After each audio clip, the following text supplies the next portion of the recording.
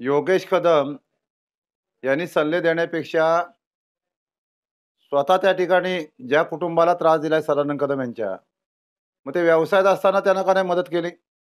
उलट सदानंद कदम यांचा व्यवसाय, या व्यवसायामध्ये व्यवसायातनं कशा अडचणीत येतील, जे स्वतः सख्या भावाचे झाले नाहीत रामदास कदम, आता मुलाला पुढं केल्यानंतर सख्या भावाला व्यवसायातनं अडचण निर्माण करणारे रामदास कदम, योगेश कदम, आता त्या अनिकेत कदमला सल्ला देतात की त्यांनी व्यवसाय करावा. मग व्यवसाय करत असताना व्यवसायात काय मदत झाली त्याला? उलट या व्यवसायामध्ये सदानंद कदम यांना 11 महिने जेल भोगावं लागला. त्यांचं इथलं स्टोन क्रशर क्रशरचं जे क्रशर आहे त्याच्यामध्ये नोटीस देण्यात आली. त्यांचा व्यवसायामध्ये जे जागा जमीन घेतली त्याच्यामध्ये पार्टनरना त्यांना पुढे करून त्यांना अडचण करण्याचं काम केलं. MPCBच्या नोटीस त्यांना, हे पर्यावरण मंत्री असताना त्यांना अडचणीत आणण्याचं काम केलं. आणि मग तुझ्या खात्याकडे MPCB खातं होतं, तू कुणाचं चांगलं बघितलंय? आणि रामदास कदम अगदी सगळ्यांना वाईटात बघणारा, समोरच्याचं नुकसान करणारं कामच यांनी केलंय. आणि योगेश कदमनी आमच्यात भांडणं लावू नये. मग तुझ्या वडिलांना विचार रामदास कदमांना. मी 1987 साली शिवसेनेचा विभाग प्रमुख होतो. शिवसेना जिल्हा प्रमुख कानडे साहेब होते, अनंत गीते साहेब होते. मी 87ला विभाग प्रमुख होतो, 89ला मी सरपंच होतो. आम्ही याची सगळी निवडणूक केल्या होत्या. आम्ही कुठली भांडणं लावली होती?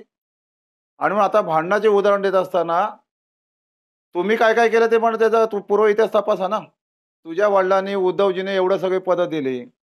गीते साहेबांनी तुमच्या निवडणुकीत, त्यांच्या निवडणुकीत 2014ला सुद्धा तुम्ही शेण खाल्लंच होतं, कपबशी इथं निशाणी घेऊन.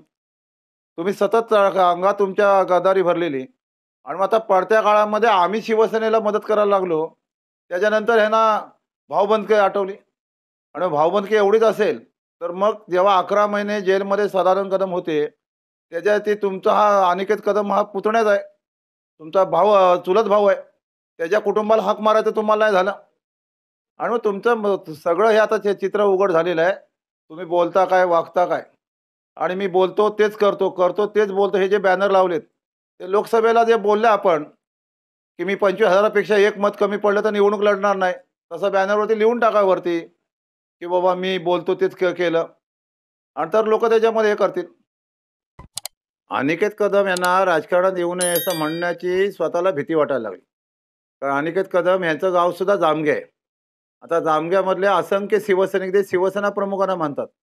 मुंबईला मंगेश कदम उपविभाग प्रमुख असतील, रमेश कदम हे डोंबिवलीचे विभाग प्रमुख आहेत. असे असंख्य शिवसैनिक जे शिवसेना प्रमुखांच्या विचाराचे आहेत. रामदास कदम पक्ष सोडून गेलाय, मूळचे शिवसैनिक तिथंच आहेत. आणि म्हणून जामग्यामध्ये परवाच्या इलेक्शनला टेबल लागलं. शिवसेना उद्धव बाळासाहेब ठाकरे पक्षाचं जे गेले 90 पासून विरोधकांचं कोणाचं टेबल लागत नव्हतं, तिथं लागलं. आणि मग ओरिजिनल शिवसेनेचं तिथं शिवसैनिक जागेवरती आहेत. आणि म्हणून ही सल ही रामदास कदम आणि त्याचा मुलगा योगेश कदम ह्याच्या मनामध्ये कायम आहे. आणि म्हणून योगेश कदमला ही भीती झालेली आहे अनिकेत कदमची. कारण अनिकेत कदम यांचे वडील सदानंद कदम हे इथे नगरपालिकेमध्ये आघाडीच्या माध्यमातून त्यांनी सत्ता खेडची आणली.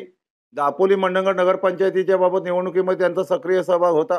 आणि ते उद्योजक, व्यापारी म्हणून संपूर्ण आमच्या चिंचगड फुरुस पट्ट्यामध्ये जे कोण त्यांच्या ज्यांना कोणाला मदत देतात, जे बेरोजगार आहेत, ते कित्येक लोक त्यांच्या फार्म हाऊसला कामाला आहेत, त्यांच्या व्यवसायामध्ये कामाला आहेत, त्यांच्या क्रस्टँडला कामाला आहेत. अशा असंख्य लोकांना रोजगार दिला आहे. रामदास कदमनी फक्त या ठिकाणी ते 8 कोटीचं कोल्ड स्टोरेज बांधून ठेवले. त्यात 8 रुपयाचा सुद्धा धंदा नाही, सबसिडी खाण्याचेच उद्योग तिथं केले. याच्यापूर्वी सुद्धा काजू, बिया, म्हशी उद्योग असले काय काय आणून लोकांची दिशाभूल करण्याचं काम झालंच. आणि म्हणून हे सगळ्यांना आता ओळखून आहेत. स्वतःच्या गावामधली सुद्धा जवळजवळ निम्म्या अधिक मतं आता उद्धव बाळासाहेब ठाकरे पक्षाला सदानंद कदम यांच्या माध्यमातून मिळायला लागली. आणि म्हणून मनामध्ये सल आहे. आणि म्हणून फक्त धंदा करावा अनिकेत कदम त्यांनी राजकारण करू नये हे सल्ले देण्यापेक्षा, तुमचा राजकीय धंदा झालेला आहे. कुठं तिथं शेण खायला भेटेल तिथं तुम्ही पर्यावरण खातं तुम्ही सांभाळ. पर्यावरण खातं त्यानंतर ह्या खात्यातच जास्त मलाही मिळते, या खात्यातच आपण नोटीस देऊन ब्लॅकमेल करून लोकांकडून पैसा मिळवू. आणि म्हणून स्वतःच्या भावाला सुद्धा योगेश कदमने तेच मंडळ घेतलेलं आहे. एका बाजूला अशा पण लूट करायची आणि दुसऱ्या बाजूला सांगायचं की सल्ले द्यायचं काम बंद करा. आता निवडणूक तोंडावरती आले, लोक तुमचं काम करतील. रत्नागिरी 24 न्यूज चॅनलला आताच सबस्क्राइब करा आणि शेअर करायला विसरू नका.